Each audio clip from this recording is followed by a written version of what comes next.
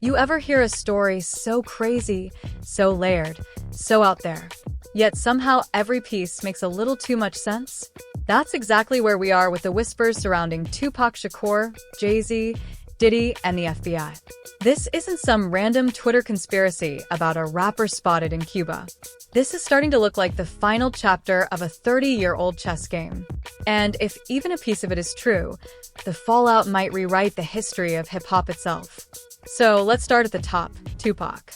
For nearly 3 decades, the world believed he died in a Vegas hospital after that infamous 1996 drive-by. For shots. 6 days. In critical condition. Then gone. That's the story we were sold.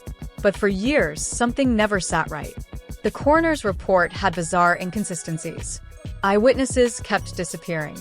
And the cremator who supposedly handled his body retired the next day, never heard from again.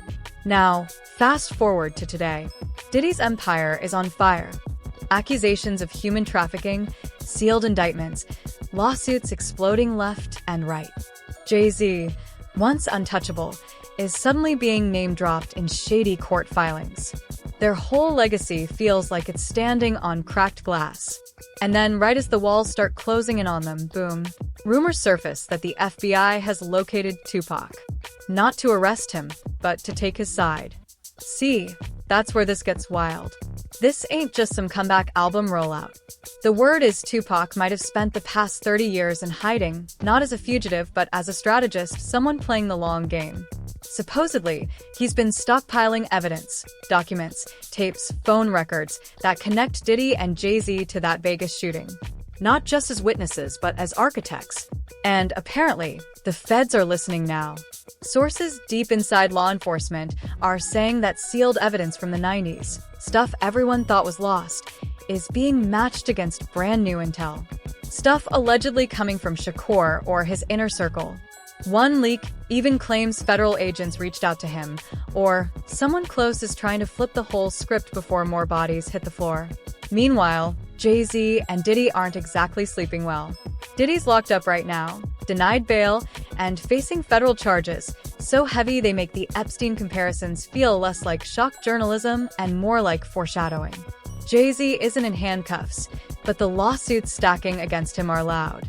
And what's got people sweating isn't just the headlines, it's who might flip next. Now, here's where we get into the deep end, the Havana connection. Remember all those rumors over the years that Tupac was seen in Cuba, spotted at grocery stores, or blurry in nightclubs? That stuff always sounded ridiculous until Michael Nice, a former bodyguard, claimed to have audio and video proof that Fidel Castro personally greenlit Shakur's asylum. Nice even described a secret escape plan involving body doubles, hospital bribes, and a late-night airstrip in Barbados. Sounds like a movie, right? But that's the kind of plan someone like Tupac might have actually pulled off. Because here's the thing about Shakur. He wasn't just an artist. He was a thinker, a reader, a guy who studied strategy. His Machiavelli persona wasn't for show. It was modeled after Machiavelli, the Italian philosopher who wrote about faking your death to outmaneuver your enemies.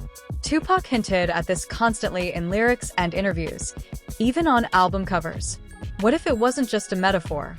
Now, fast forward to today and ask yourself, if Shakur is alive, if he's really got the receipts, what does that mean for the so-called kings of hip-hop? What happens when the man they tried to erase steps out of the shadows with a matchbook that could burn down their entire legacy? Because if the whispers are right, this isn't a comeback. It's a reckoning. Diddy used to be the guy who threw million-dollar parties like he was royalty, all-white fits, private islands, helicopters flying in, A-listers everywhere like it was nothing. But now he's sitting behind bars, and the headlines coming out are the stuff of nightmares. Not just for him, but for anyone who's ever stood too close. His empire is being torn apart not by haters or music beefs, but by federal investigators, ex-employees breaking NDAs, and whispers of a freak-off network that sounds less like a rumor and more like organized crime. Human trafficking, racketeering, coercion, all being tossed around like it's a mafia case. And through it all, Diddy's silence is loud. Then there's Jay-Z, the golden child, the mogul, the man who went from drug dealer to billionaire to cultural icon. For years, His name stayed clean while everyone else got dragged through the mud. But now that Diddy's legal world is crumbling, suddenly Jay's name is popping up where it shouldn't. Civil suits, sealed affidavits, quiet whispers from insiders saying he might have had deeper ties to that Vegas night than anyone realized. Financial trails are being uncovered, phone records allegedly lining up a little too neatly. Some even claim wire transfers from Jay-Z's associates were tied to names now being investigated in connection with Shakur's disappearance. It's not just smoke, it's starting to look like fire. And what's got everyone's attention isn't just what's being said, it's who's saying it. We're talking former label executives, bodyguards, investigators who retired years ago and suddenly feel bold enough to talk. People who used to say nothing are now dropping cryptic hints. And every time they do, the same two names come up: Diddy and Jay-Z. Now, let's talk about the FBI. They're not showing up just to poke around. Reports say they're dusting off old files, matching old surveillance footage with modern tech, even re-interviewing witnesses. They're not chasing shadows. They're following a trail. Money, movements, connections. Some insiders say the Bureau is trying to close long unsolved cases, and they need someone like Shakur to flip the whole narrative, not as a victim, but as the one man who outplayed everyone. And if he really has that treasure trove of evidence, that means the story we've believed for 30 years is a complete lie. That Shakur didn't get taken out. He stepped aside, watched it all unfold, and waited for the right moment to burn it all down. Then there's the emotional weight, the betrayal. Imagine being Tupac, watching your peers get rich, celebrated, worshipped, knowing they may have been the ones who signed your death certificate. Not literally, but strategically. Knowing they benefited from your silence, that they built empires on the ashes of your disappearance. If that's true, then what Shakur has isn't just evidence, it's payback. Cold, calculated, and decades in the making.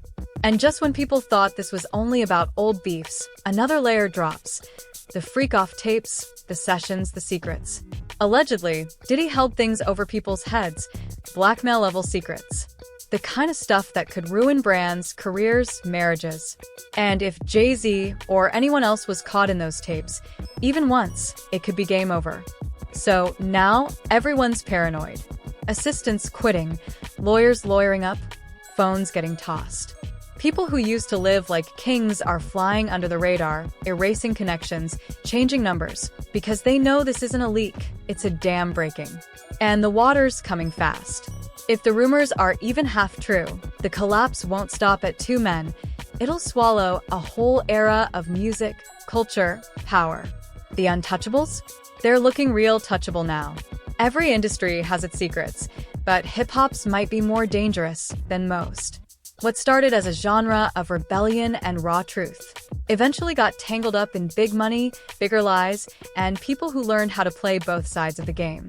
And now, with the FBI allegedly closing in and the old guard scrambling for cover, one name keeps rising like a ghost that was never really gone: Tupac Shakur. People are starting to go back through his lyrics, his interviews, even his album art, looking for clues, hidden meanings, messages he might have left behind. Because if this man really faked his death, disappeared, and is now sitting on decades of receipts, it's not just a comeback, it's a masterstroke. A revenge plot so meticulous it makes every distract theory feel like foreshadowing. And now, with Diddy locked up and Jay-Z sweating lawsuits, the power dynamic is shifting. These were the guys who were untouchable billionaires, business moguls, black excellence personified. They owned the Grammys, the brands, the media coverage. But when the walls start closing in, legacy doesn't protect you. Money doesn't protect you. Not when the feds are knocking and your name is showing up in sealed indictments tied to decades-old crimes. Some say it's karma. Others say it's timing. But there's a growing belief that the entire structure, labels, awards, endorsements, catalog deals, is built on a foundation far more sinister than anyone wanted to admit. And if Shakur really does step out of the shadows with evidence, it won't just be Diddy and Jay-Z on the chopping block. It will be executives, producers, lawyers, assistants, anyone who knew even a piece of what really went down. It's already started. Quiet subpoenas, deleted Instagram accounts, private jets landing late at night carrying people who don't want to be seen. Former insiders are lawyering up fast, hoping their names don't get dragged into the next court filing. Whispers of plea deals are getting louder.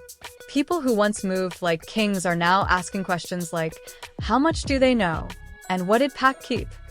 And while the public debates whether Shakur is alive or if this is just another myth in a long line of hip-hop legends, the bigger question is this: what happens to the culture? Because if Jay-Z and Diddy are exposed as the ones who benefited from a plot to remove Shakur, it forces the world to reevaluate everything. The music, the success stories, the documentaries, the speeches, the tributes. It all gets tainted. This isn't about cancel culture.